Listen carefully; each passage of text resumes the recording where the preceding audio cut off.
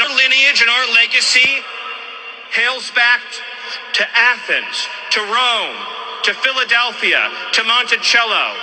What ties all of these places together? An architectural image of an imagined past. Amongst other things, I'm sure, but he wants to give you a very clear idea of an aesthetic that he wants to connect to whiteness. Because one of the things that fascinates me about whiteness, and should fascinate you all, it is whiteness' ability to compress completely different things, empty them of their meaning, to create the mythology that allows the people who cling on to the idea of whiteness that they are somehow superior. The attachment that empires in Europe have had to the idea of ancient Rome and of ancient Greece and of the recovery of the Roman Empire is very old. The reason why Charlemagne was crowned in Rome is because he wanted to attain again the crown of the Empire of the West. And each new iteration of a kingdom in Europe, or an empire that wanted to be recognized throughout the world, sought to crown themselves as the legitimate heirs of Rome and Greece.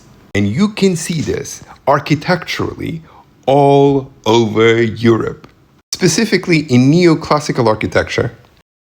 Classical architecture is not an accurate representation of architecture in ancient world. It is a cosplay, a fantasy of the architecture in the ancient world that was picked up by thinkers of the Enlightenment, stripped of all of its color, of all of its gaudiness, and turned into a white, sterile, organized embodiment of what they thought was order of a chaos.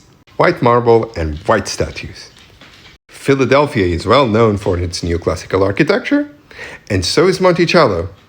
What he wants to try to evoke in your head is an idea of Rome that never was, an idea of Greece and of Athens that never was, so that Americans and the people who are listening to him feel a part of a continuum that never existed. Because ancient Greece wasn't like that, ancient Rome wasn't like that. They were more akin to cities like, I don't know, Caracas, Mexico City, than they will ever be of Washington, D.C., or any Western city. And they also didn't have white people in them because whiteness didn't exist at the time. Don't be fooled by the propaganda.